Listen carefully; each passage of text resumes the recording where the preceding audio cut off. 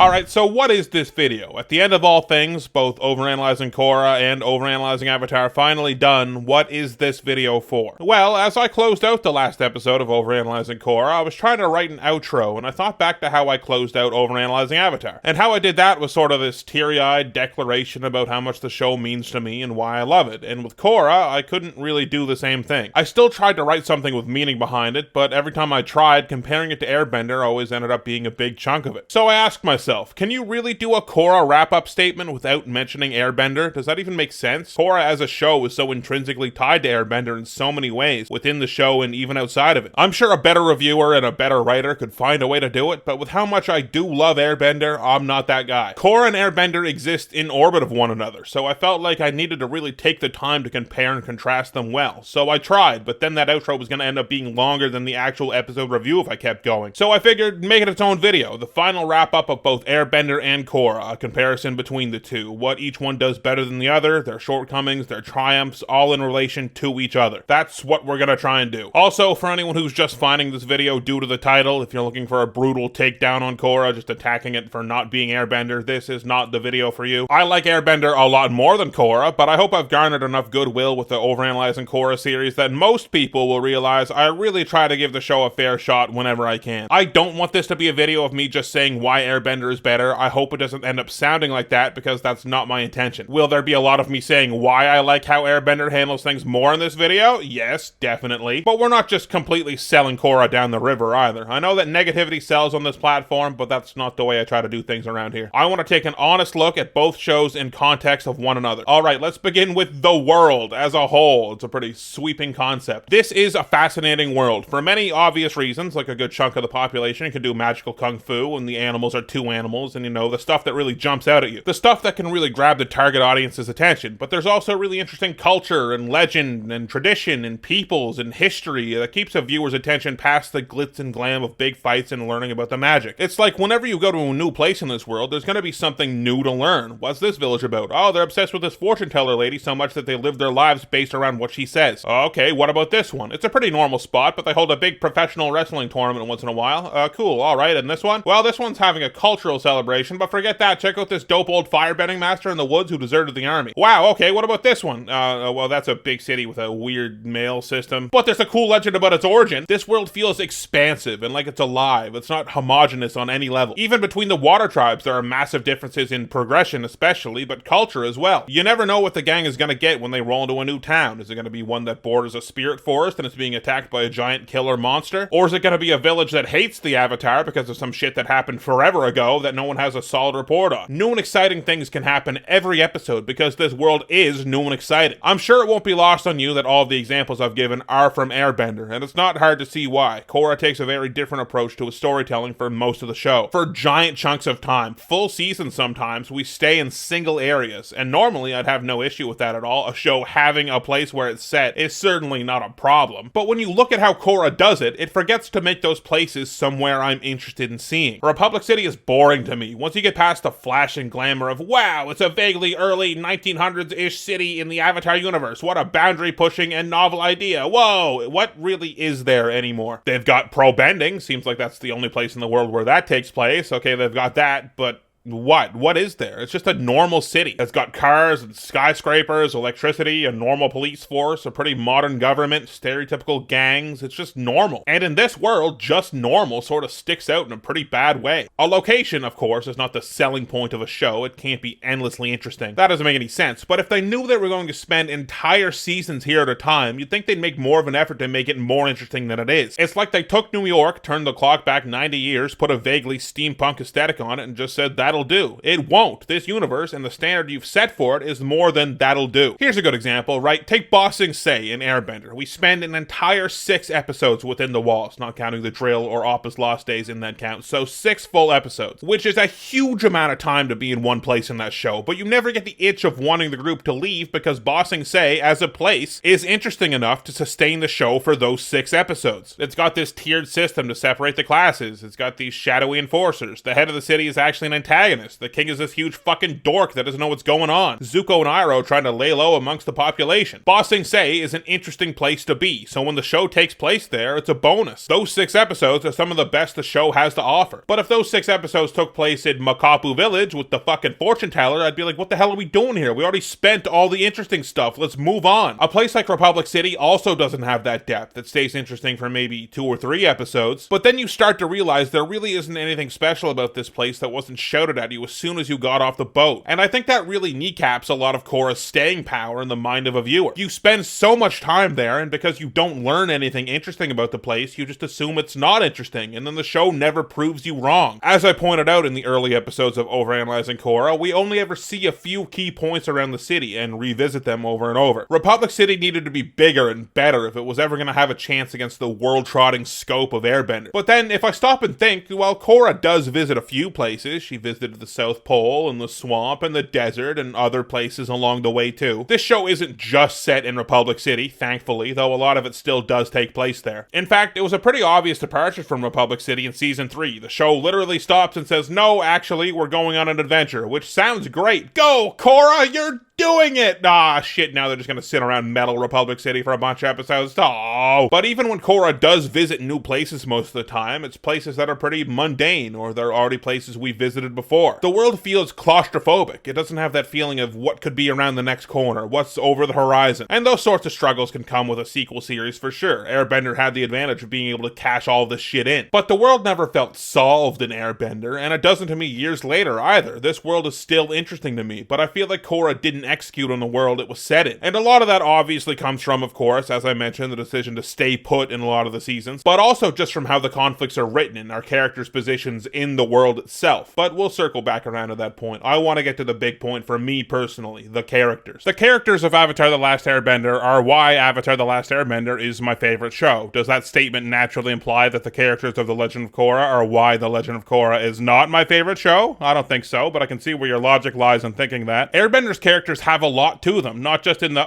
what an interesting character study, what a great big arc this character went on, but how does this moment speak to the themes of the show, and blah, blah, blah. I don't know why I put a Poindexter voice on for that. I talk about that shit all the time, and will talk about that stuff shortly here. But what I mean is that these characters just have an X factor. They have traits and vibes and relationships among each other that you just want to see more of. Like, any given conversation in this show could be one of any given person's favorite moments. Like, I know a guy that just likes the way Toph says, "Don't make me put this down." Don't make me put this down! When she's trying to hold the library up. Characters, character really speaks to the way they even go about saying lines. Each character has such a crystal clear personality, you'd almost think they'd become caricatures, but they never do. They're just strong, fleshed out characters that feel great to be around. And that's not even to mention how much the characters grow over the course of the show. To touch on Toph again, if you've only seen the show once, twice, even a handful of times, you might not notice the subtle little beats to her character, learning to trust people, learning how to be vulnerable, and that's not a bad thing. Most people just think about Toph as this little wisecracking, take no prisoners badass that doesn't care what anyone thinks. And she is that, but she also has a depth to her character that can go unnoticed. And this goes for all of our main cast. Aang struggles with having to rise to his responsibility, this impossible task set out in front of him in a role that he never asked for. And he grows and learns and changes across his whole journey, sees what the world has become without him, and when he's finally there, standing across from Ozai, you can think back to who he was when he started and know exactly how he's changed and why he's here now. His journey and experiences and people around him have changed him. Katara grows from a novice waterbender to probably the best one we see, but her character is strong outside of that as well. Like, you can just list traits off about Katara. She's outspoken, headstrong, nurturing, determined, protective, empathetic, motherly, hot-headed, forgiving, unforgiving, overly righteous. I could go on. But you get my point. There's no such thing as a one-note character in this main cast. Katara never feels out of character whenever you see her demonstrating one of those traits I just listed, or any other traits, because they're so solidly written. Sokka is kind of an amalgamation of all the points I just made about each character. Sokka is deeply multifaceted, fun to be around. You always want to see more of him, and just goes on an interesting and oft unexplored journey about what it is to be a man and a good person, not in the sense of being a big, strong, cool swordsman. That's only one part of it. He learns to be humble when he needs to be, confident when he needs to be, always open to learning and growing. He learns to follow and lead. And all this when he started out as a small-minded dick with a very narrow view of the world. Like, when you start the show, the first handful of episodes, you can write Sokka off as, oh, here's this idiot brother character who's gonna be annoying, but by the end of the show, he's a fan favorite. favorite. And just since I've touched upon each of the main cast, I mean, yeah, obviously also Zuko. You could probably watch 10 days straight of people praising Zuko on this website and still not run out of content. Zuko is obviously a great and enthralling character for all of the reasons I've already listed. But now we do an exasperated sigh and turn our attention to The Legend of Korra. Can I personally look at this main cast and really see any of the depth of character and care to the writing and honestly just energy the cast of Airbender brings? Well, it's not a complete no, but a lot of it is certainly missing for a lot of them. Let's start with Korra, who I believe, despite what the internet has been screaming at me for years, is one of the strongest characters in the show from a writing perspective. Now, Korra starts somewhere and certainly ends up somewhere different. That is for damn sure. I can't take that away from her. And that is probably one of the rarest things in character writing in this show. And much like the Airbender cast, she has a lot of things that she is, which I can really appreciate in a character. She's charismatic and quick to action and angry and good-humored and still able to be vulnerable when it's called for. I think that's all great to have rolled up into a character, and I think Korra could have very well been one of those classic Airbender tier characters if she had a cast to bounce off of. But the characters that surround her are often so weak, you can't find that level of swashbuckling camaraderie or genuine emotion that Airbender nails. But we'll get to her team here in a moment. I've still got a bone to pick with Korra's progression as a character. A moment in Overanalyzing Korra never really leapt out at me to talk about this in full, so I'm doing it here. I talked about it in season 2, but now we can have the context of the whole series. So Korra, for all of season 1, was a hot-headed blowhard that really cared about feeling strong and getting her way. She never really evolved out of that mindset as the season went on, but as things got more serious in the story, those traits were less focused on. When we start season 2, we get to focus on those traits again, and it seems like they're even more extreme than they've ever been. Korra's fed up with everything and everyone around her, and whenever she seeks help with how she's feeling, she won't accept it and throws it back in the person's face and leaves everyone feeling worse. Korra's written to be completely blind to everything happening around her while being this insufferable and angry, and eventually meets Iroh, who basically just says, hey, chill out, you affect the people around you. And then she just kind of does. After that beat, she acts like a totally different person. That's not how you write a character. Could you imagine if Aang took one earthbending class and was suddenly slugging Sokka in the arm and acting completely differently? No, Aang grows slowly, organically, and through trials and hardship, he comes away from each situation more confident, more aware of the responsibility levied upon him. A talk can't capture the time and the weight of events a character would need to go through to change in such a noticeable way. So I've already complained about that in my series, but let's fast forward a bit. I like Korra a lot more in season 3. She seems confident and well-rounded without losing the character traits that still make her her. But we get to the end of season 3 and we move into 4 with her being hurt, and those few episodes are really interesting because we finally get to zoom in on Korra. It's like we finally get the time and weight of experience we need for Korra to go through a major character shift. But what that character shift is sort of confuses me. After these hardships, Korra, at least in times of low stress, is more soft-spoken, more empathetic, and more open to seeing other people's sides. Now, like I just said, I like the idea of exploring Korra's pain and her feeling of hopelessness of ever coming back from it, and I can see how those experiences could lead her to show those traits more. Korra being more aware of her own weakness, feeling less invincible, could lead her to be in this more subtle state. But often that subtle state is just expressed by a lighter inflection to her voice, and her eyebrows curling up and in like she's sad they don't have the right flavor of ice cream. It sort of feels like they wanted Korra to be in this calmer, more understanding place by the end of the show, and really wanted to highlight it with the talking down of Kuvira, and I guess dedicating 2 or 3 full episodes to her getting there is one way to do it, but the show really stops highlighting Korra after those episodes. So her character change, despite not taking place over the course of a single fucking conversation this time, still seems pretty stilted. Korra is obviously the character they tried the hardest with, as they should have, and I think they handled her among the best in the show, but it almost feels like she exists as 3 separate characters. Early Korra, middle Korra, and end Korra, rather than just a single Korra who grew. Korra certainly learns that being the Avatar isn't always just beating people up like she thinks at the start, but for the vast majority of the show, that doesn't matter. You may think my statement from a minute ago was a lie, that I think that Korra is one of the most competently written characters in the show, since I just said a bunch of negative stuff as well as the positive, but no, I do think that, because they actually tried to do something with her sometimes. And on that note, now on to the rest of the cast. Let's go in order of what I believe to be the best to worst, and what I would consider to be the main cast. Lin, I like Lin a lot. She's a very tightly written character with character traits I tend to like in characters. That's like the lion's share of why I like her so much. I'm always a fan of hard exterior characters that can still feel very deeply. She's even given some interesting family drama later on in the show, and we get to see more of her through it, which I like a lot. Next, I like Tenzin. He's sort of a static character. His mindset and personality often seem to warp around what the show sort of needs to drive any given episode's point or process. He can feel very flip-floppy, but at the same time, he clearly has admirable traits that shine through a lot of the time, and you know, you're never groaning when he's on screen. Now, you may notice the last two characters I spoke on, my breakdowns were much shorter than the ones on Airbender characters. And you may just think that's because they're the two older characters who are only important to the story here and there, so there's less to go on. But no, actually, the fact that they're around less makes the fact that there's less to go on more palatable. Let's talk about our team avatar, starting with Bolin. What can we say about Bolin other than he's the one that does the jokes or the jokes on him? That's not a rhetorical question, I'm actually asking. He likes girls a lot, I guess. Bolin feels like more of a side character in the first 3 seasons of the show than Lin or Tenzin do, if you ask me. If you sit there and try to think how Bolin changes over the course of the show, you'd be sitting there for a while. And I mean like serious character changes. At the start of season 4, after the time skip, he takes more responsibility with Kuvira, but it turns out he was wrong to do that, so I mean, Bolin mostly just gets dragged around during the main plot with not a lot to do, or he's off doing his own side plot that doesn't really matter in the grand scheme of things. Let's try to list off all of Bolin's traits like we did with Katara. Bolin is humorous, unintelligent, sweet, immature.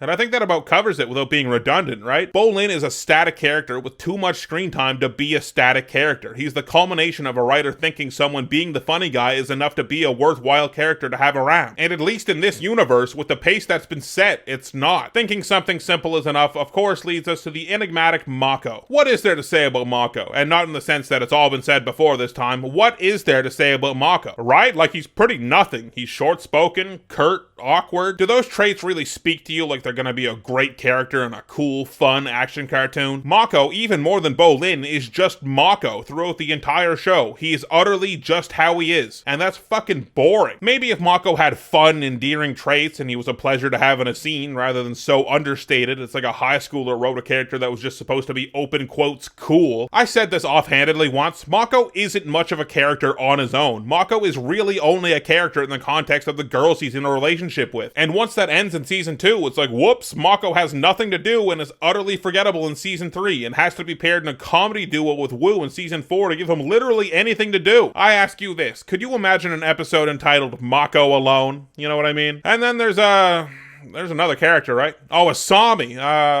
She's around sometimes, I guess. I know some people will say that I've taken more time to think about the Airbender characters, and because I like them more, I see more in them. And there probably is some truth to that, but as a guy that just spent a bunch of time making a bunch of YouTube videos about Korra as well, I can say I've spent more time than most with those characters too. Korra's characters more than often don't go anywhere and don't have anything interesting to say from where they're planted. You'd think that I'd think it was a bad show because of that, but I don't. There's a lot more to a show than just the characters. The characters are obviously very, very important, but there's more. And Korra's characters obviously aren't the worst characters ever written, but when given the job of comparing the two shows, there really is no comparison. Airbender's characters are deep and fun to be around, and Korra's characters simply aren't that most of the time. But the thing is, Korra's story was told in a much, much different way. Everyone I'm sure is aware at this point that Korra's production was mired in the higher-ups at Nickelodeon hemming and hawing over how much they believed in the series and how many episodes it was gonna get. They said, we'll give you 12. No, okay, we'll give you 14 more. Yeah, you know what? Just take 2 more 13-episode seasons and we'll call it a wrap. So Korra was stuck in this middle limbo, having to tell shorter stories and having to have everything wrapped up in 3 out of the 4 seasons. That's tough, man. In comparison to Airbender, when they knew they had 3 20-episode seasons right from the jump and built the entire story around it. Seriously, if you watch behind-the-scenes stuff for the production of Airbender, they had this shit planned out years in advance. They had years to tighten up this shit before they even pitched to any studios. Airbender didn't just have more time to the show, it had more time to make the show. It's like if the 2 shows were running a 100-meter dash and Airbender got to start at the 50-yard mark. And because of these production woes, Korra couldn't string together one complete overarching story across its 52 episodes. It went with 4 smaller ones. And it's really hard to capture the scale Airbender does in a 12 to 14 episode story. When you're comparing it to a 61 episode story, it's just not fair when you're stacking them up against each other. I often praise the genius world building of Avatar because it has this time to have less serious, less important episodes and just let the world breathe and be experienced by the characters in small contained stories that feed into the adventure and into the overarching story of the whole thing. Airbender builds its world by just being in it, moving around it and seeing different places and people. It has the time and space to do that. But Korra, unfortunately, does not. Despite having the benefit of being a story in a world that's already established, Korra has a time skip and has a bunch more stuff to establish on its own. And when it tries early on, I think it establishes what it needs to well, but because of the episode counts and how they were handed out so randomly, Korra never gets the opportunity to really set a course force with a great big idea and attack it. The stories are smaller because they have to be smaller. There's no way around it. Can I blame the show for that? No, absolutely not. They did what they could with what they had, both times, with Airbender and Korra both. They just had very different resources both times. And that's a big part of why I think Airbender withstands the test of time better. It has time. And Korra has a lot of good ideas I think would be better received in a longer arc, even if you made the shorter stories 20-episode seasons. Could you imagine if in season 1 you had 8 more episodes of political tension building, actually feeling the plight of the non-benders, feeling the fear build in the city, more time for Korra to learn airbending, even more time for the pro-bending stuff? Season 1 had the biggest challenge of re-establishing this world, and I think it does a decent job showing the advancement. It's just Republic City feels hollow, and if we had more time, it could have felt deeper. And that problem persists as the series goes on. More time in seasons 2, 3, and 4 probably would have helped a lot, but that's just not the world we live in. When Korra has an episode that is bad or a giant aside that doesn't matter basically to anything, it hits a lot harder in a 13-episode story compared to a 60-episode one, right? Korra basically had to be better, more tightly written, or else the cracks were seriously going to show. When the cracks show in Airbender, and trust me, they show, it's in the middle of an adventure of smaller stories that all feed into this one larger story. Airbender is far less serialized, and it really uses that to its advantage. Airbender builds its characters and world through small 20-minute situation episodes for the most part. So when one of those small 20-minute situation episodes miss, it's like,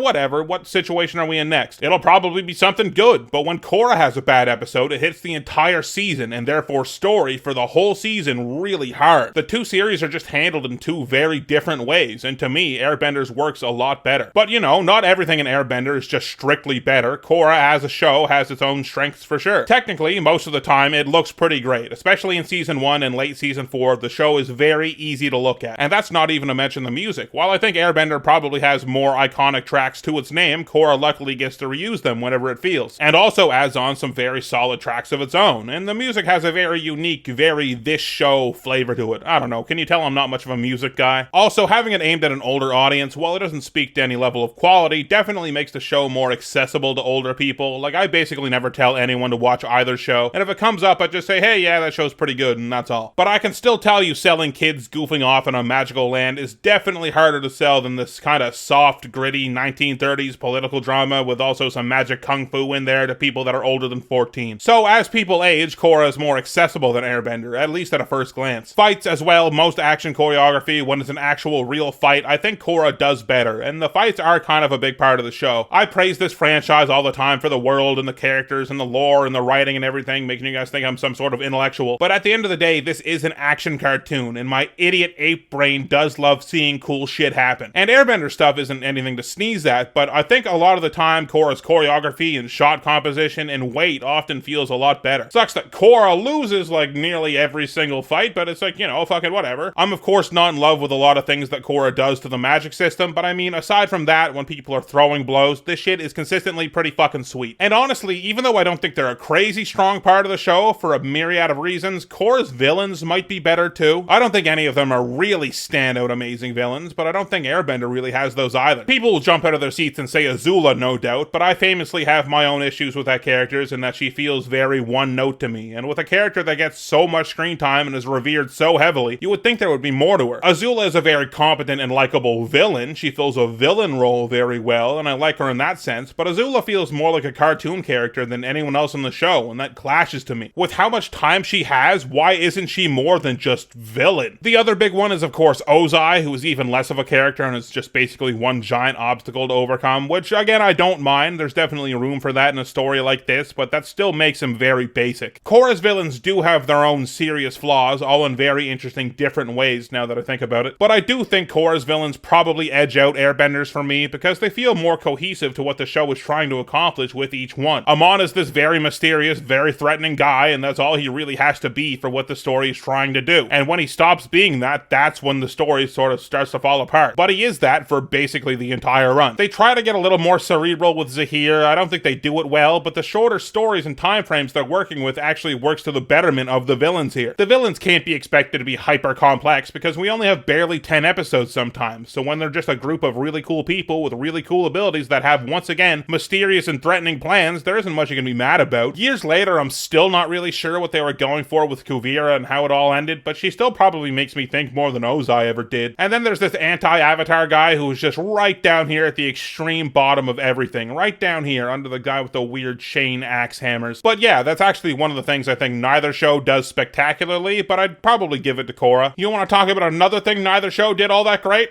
Bum-ba-da-bum, the romance. Wait, no, actually, I've changed this part of the script after the fact because I forgot to touch on the comedy entirely, and I do want to talk about it briefly. Now, I'm not going to act like humor is an objective thing at all. That doesn't make any sense, but I really can't think of many Korra jokes that I'm a big fan of. None jump out at me, really. Maybe that's because I find the, quote, funny characters often more frustrating than anything, but I guess that's what it comes down to. I don't find the funny characters funny. And don't get me wrong, it's not like I watch Airbender and I'm rolling around on the floor with tears in my eyes, and it's not like Airbender doesn't have some pretty groan-inducing moments as well, or Korra doesn't land a joke decently here and there once in a while. I just think Airbenders are far more consistent and of a higher quality. People will call me biased, and yeah, you're right, fucking we're all biased. It came free with your being born. Anyway, actually onto the romance now. You cannot look at either of these shows and ever think, wow, what an epic romance, that's for damn sure. Korra's approach to the romance aspect of the show is maybe appropriately muddy, what with the age of the characters. They're all teenagers, and teenagers' feelings get all crisscrossed and balled up, and things go unsaid, or things get said wrong. Sure, it all makes a lot of sense. I have no quibbles there, but the question is, at the end of the day, is it any fun to watch? And the answer is just basically no, not at all. Korra herself, and how she carries herself early on, which is when most of the romance stuff happens, isn't really a character you can root for when it comes to this stuff, because one, she jump scares Mako with a kiss while he was with Asami, bad form, and two, after her and Mako do officially get together, she's completely insufferable to him and everyone around them. And don't worry, Mako and Asami aren't off the hook either. Asami is so bland it hurts. She's just this pretty nice girl whose only problem ever is she can't run a company. She's just around to give the team things to drive. She is so nothing. How can you ever be invested in a relationship she's in? There's just nothing there. And that's not even to mention Mako, who's both a plank of wood and horribly frustrating and unlikable. At least Asami has the fact that she's just boring going for her, but Mako constantly fence sits and flips back between the two while also being like, I'm so confused, I'm also suffering, and I'm also like way into police brutality and shit. These two are like real people, have a brain and a heart about the situation. So how am I supposed to enjoy a love triangle between someone who acts so entitled and rashly, someone who is so barely a character I'm surprised the animators finished drawing her, and this impenetrable flip-flopper? What is there to like here? There's nothing. There isn't even any outcome to root for. I guess you root for Korra because she's the main character. The show's named after her after all, but if that's all, like, is that enough? Everyone sucks in this regard. Now, that dynamic is obviously my biggest gripe, but they handle the other lower key relationships, well, I don't want to say well, but better. With Kai and Jinora, there's not really anything there. They like each other. The show tells me they like each other. They have a few scenes of them liking each other. The show tells me they're in a relationship after the time skip. They literally do not speak a single line to each other after that time skip. Would I call that good? No, but at least it's not actively frustrating. Bolin, however, is frustrating. One of Bolin's biggest character traits is that he likes girls. And like, yeah, hell yeah for that one, up top, brother. But like, that's what a load of his screen time, when it's focused on him, is dedicated to. Whether it's Korra, or Eska, or Ginger, or Opal. And maybe there would be some utility in having a character that desperately wants to be in a relationship and tries with multiple people, but just can't hack it. Like, that's real, that happens. Sometimes you're just not adjusted well enough, or you just haven't found your person yet. But they play Bolin's relationship woes as a joke nearly every time. Either he's being mind-crushed and sobbing all over himself, or being straight up abused, or way overstepping and being so completely clueless you wonder why this guy's allowed outside without supervision. All of it is played as a joke, and that feels really bad. Bolin is just an open-ended joke you can staple a punchline onto when it comes to this stuff. When we finally get around to Opal, we have one really nice little scene where Bolin sort of reckons why he is the way he is, and that's really nice. And then him and Opal seem very friendly, and eventually they're in a relationship, and that's what I'd call fine. I think they do Opal and Bolin fine. They even find a way to work their troubles into the plot of season 4, so not bad. Now, Airbender is not much better. Airbender's relationships are often depicted to be healthier, which is good, but you also have to realize that a lot of the time Korra was actually trying to tell a story around the relationship stuff, so those relationships being more complex makes sense. Often Airbender does not do this. Zuko and Mei are in a relationship because they like each other. Most of the time. But some of the time. Anyway. But it's not much explored like Korra would try to. Same thing with Sokka and Suki. They're a nice couple. They have one scene together I actually really like, but for the most part, they're just compatible, and the show does a really good job of making them feel compatible, and that's all there really is to it. They're nice to see on screen together. Now, the big one, obviously, is Aang and Katara, which is a question that spans the entire series, and is always in the background. Aang pines for Katara, and Katara shows Aang some real affection here and there. Now, it may just be me, but a will they, won't they thing that's not the main focus for the most part. Picard is just a footnote in most episodes is much more palatable than a horrific love triangle. And Katara and Aang are both likable characters. You like being around them, and it's cool to see Aang grow from this goofy kid to someone that maybe Katara could consider seeing more in, you know? There's at least an outcome you can root for there, and while the show doesn't focus on it much at all, I think that's probably a good thing, because if we look forward to Korra, focusing on such things is clearly not in this team's wheelhouse. Much of Korra's romance is bad to underwhelming, and much of Airbender's is underwhelming to just passable, so I don't think either show really does well in this regard. But now, speaking of love, let's talk about the love of these shows. Let's do a little story time. My experience with Avatar actually started in a way you probably wouldn't guess. I remember seeing the commercials for this show, and I completely dismissed it. I remember thinking, wow, that sounds and looks really stupid. I didn't give it the time of day at all when it was airing. But, you know, sometimes you're flipping through channels and you end up watching something. My first memory actually watching Airbender was during the Azul and Aang fight on the drill. And I literally said, that's weird, why is Aang using water? Didn't he not learn that yet? That's how little I knew about the show back then. I assumed, for some reason, Earth was first. And then I remember Aang getting shot out of the sky and dying, saw that shit live, and then fast forward all the way to the end of book 3, I watched the full Sozin's Comet finale, having only seen those other 2 moments. And I remember thinking, that was actually pretty cool. But then I didn't actually sit down to watch the show for, I don't know, an exact period of time, but I want to say a couple years after that. So many people may shout nostalgia at me or what have you, but I probably have less of that than most old head fans of the show, if I'm being honest. But I was a big enough fan of the show by the time the Korra premiered that I was very excited for the premiere, and I watched it weekly. Like I mentioned in my Korra finale episodes, the Korra finale actually may be the first live streamed video on the internet I ever watched. And I do like Korra. I think Korra is a good show, despite its flaws. And you'll see that a lot on the internet, people vehemently defending Korra as a show like you personally attacked them. Korra obviously speaks to a lot of people for a boatload of different reasons, and the show does receive a lot of unjustified and vitriolic hate for things that just don't warrant it. I do think it's a flawed show, but Airbender is a flawed show in its own ways as well. That doesn't stop it from being my favorite show. There are people out there that hate Airbender, and that doesn't stop me from enjoying it time and time again. Airbender has more legs in culture, probably due to some nostalgia for sure, even mine, even though I watched it later. I can't say I have no nostalgia for it, but also in so many ways Airbender is a great show, in many fashions that Korra only ever finds ways to be good at. And when you're a sequel series to a great show, you have to be great too, or the masses aren't ever gonna think you're as good as you are. I do like to think I see Korra for as good as it is, and that is a good show. But when you put up another show against your favorite show, the other show is gonna lose. Airbender, the world, the character, the story, so rarely miss for me. It's my favorite show. I've watched it more times than I can count, and that is not an exaggeration, and I can count like really high. Patreon shoutouts, if you want to see a brand new video from me ahead of the YouTube release, you can support me on Patreon for just a few bucks. And not to mention, I've got all the Netflix Avatar series Overanalyzing's on there, as well as the M. Night Shyamalan movie, and a really old Game of Thrones video as well. Link, as always, is in the description below the video. Biggest shoutouts of all go to my top patrons, a flock of plain cakes who I saw roundhouse kick a guy when they were both standing in the same phone booth, A2AX Phoenix, who creates horrifying sculptures and then tries to get them hit by lightning to see if they come to life. I think I saw the octopus elk twitch once. Anthony Collins, who has a jaw so sharp it could cut stone, and I know that because he ruined the town skateboarding bowl. Insomnite, who can do 30 minutes of cardio in 10 minutes. James Clark, who asked a genie for the power of remote viewing, and I mean, it's not exactly what he was thinking, but he'll never have to get up to change the channel ever again. Jacob Glickman, who can scream in space, actually. Kevin Bartlin, who won a limbo competition by setting the height beneath a rotating helicopter blade. Liquor Cause I Know Her, who rallied an entire locust swarm to attack a local 7-Eleven that was a front for a dogfighting ring. Midnight Balzoms, who gets a discount at bowling alleys based on how nice their fit is. Usually they hit about a 20%er. Knights by Satire, who doesn't want to give up their laser gun, so the alien corpse will stay unreported and in the freezer. Scorpionte, who is being studied by scientists after having a perfect record that has spanned 10 years in bingo, also the IRS, but the scientists are more interested. Slowkey, who out-arm wrestled a boa constrictor. Now I know that sounds easy, but you see, the format, I don't have time. It's impressive, okay? Tater of Tots, who I saw scale a mountain while it was erupting. The mountain was also a volcano. That one Turian, who went through a car wash on a moped and somehow didn't die. Trendkill, who becomes slightly genetically different every time they cross an international border. You don't want to cross Italian Trendkill. And Yushu, who joined a murderous biker gang and converted them into a murderous choir in under a year. And of course, my other fuck you money patrons, Blanco, Cameron Lowry, Gene Tree, Potato Scream, Sane Expedite, The Form Meaning of Life, The 1am Party, Vector, and Whitrow. And my god overanalyzers, Two Boots Are Beat, Aang, Andrew Watchert, Ozzy Ruiz, Blade Dancer, Chandler Crump, Cosmic Newbie, Derek Chapman, Dr. Xerox, Dominic Saint, Emma, Aaron Grace, Fire Lizard 44, I'm a Match, Jackson, Jeremy Rubenstein, Jimith, John Warhammer, Justin Scott, Coco Rez, Mac, Matthew Lang, Michael Fellon, Mitchell Gobrecht, Nick, Nicholas Abbott, Peter Bandera, Peter Baron, Philip Jindra, Pogger White, Rocket Mist, Ryan Maxwell, Saint Charlie, Salvar, Scooper, Shane Antonacci, Silk Toast, Science Person, Smarty Marty, Princess Useless Backwards, Super Snipper, Sniper, That Blind Ginger, Totoro Boboro's Musical Emporium, and some sort of bear face. I don't know. Next up, probably something entirely different.